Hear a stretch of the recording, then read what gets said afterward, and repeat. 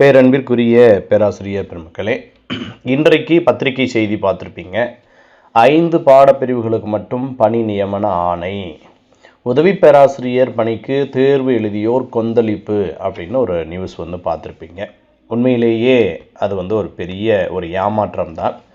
ஆனால் அரசாங்கம் இந்த தேர்வு தேதி விரைவிலே அறிவிக்கப்பட்டுவிடும் என்கிற காரணத்தினால் நம்மளுடைய ஆட்சியில் உடனே அப்பாயின்மெண்ட் கொடுத்ததாக ஒரு கணக்கு காட்ட வேண்டும் என்கிற அடிப்படையில் கொஞ்சம் விரைவாக இதை செய்திருக்கிறார்கள். இதை 2 வகையில் நம்ம பார்க்கலாம்.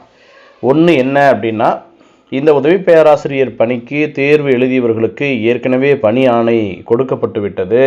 அதனால் தேர்தல் தேர்வை அறிவித்தாலும் அந்த பணிகள், அது தொடர்பான பணிகள் தொடர்ந்து நடைபெறும் என்று அதற்காகவும் இது போல அரசாங்கம் செய்திருக்கலாம். அல்லது விரைவாக நாம் இந்த பாடத்திட்டத்தை முடித்து தேர்வு எழுதியவர்களுக்கு பணி ஆணை கொடுத்து விட்டோம் என்பதற்காகவும் இதை கொடுத்திருக்கலாம். எது எப்படி பார்த்தாலும் இதற்கு உள்ளே ஒரு விஷயம் மறைந்து கிடக்கிறது. என்ன அப்படின்னு பார்த்தீங்கன்னா, இந்த மாதிரி 2708 ஆசிரியர் பணியிடங்களுக்கு, உதவி பேராசிரியர் பணியிடங்களுக்கு அறிவிக்கப்பட்டு அதில் 5 பாடத்திட்டத்தை சார்ந்தவர்களுக்கு மட்டும் பணி ஆணை வழங்கும் போது சில பிரச்சனைகள் இருக்கிறது. அதில் ரொம்ப முக்கியமான ஒரு பிரச்சனை என்ன அப்படின்னு பார்த்தீங்கன்னா, பணி மூப்பு பிரச்சனை.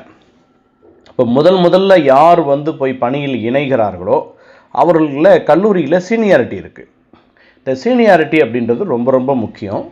இப்போ இந்த காலகட்டத்தில் அவர்கள் மார்ச் 13ஆம் தேதி போய் அவங்க ஜாயின் பண்ணுறாங்க அப்படின்னு சொன்னால், இப்போ அவங்க எத்தனை பேர் ஜாயின் பண்ணியிருக்காங்களோ அவர்களுக்கு மட்டும்தான் பிற்காலகட்டத்தில் முதல்வர் பணி கிடைப்பதற்கு பெரும் வாய்ப்பாக இருக்கிறது. துறை தலைவர் பணி கிடைப்பதற்கும் இந்த பணிமூப்பு தான் ரொம்ப பெரிய ஒரு காரணமாக இருக்கும்.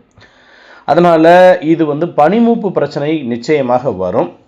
அதற்கு பின்னால் இணையக்கூடிய, இனி வரக்கூடிய காலகட்டங்களில் இணையக்கூடிய பேராசிரியர்கள் நிச்சயமாக இதற்கு ஒரு வழக்கு தொடருவாங்க.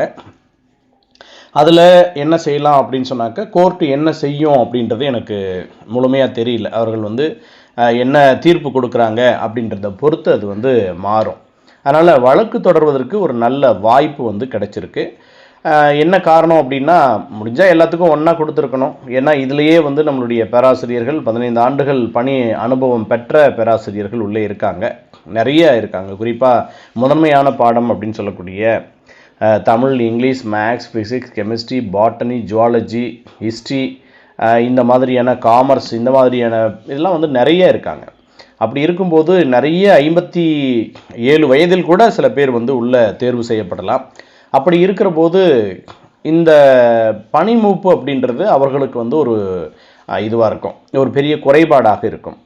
அதே போல் பணிமூப்பு அதிகமாக இருக்கக்கூடியவர்கள் ஒன்றும் பிரச்சனை இல்லை. சுமார் இப்போ ஒரு 50 வயசில் இருக்காங்கன்னா அவங்களுக்கு கூட எதுவும் பெரிய பிரச்சனைகள் வராது.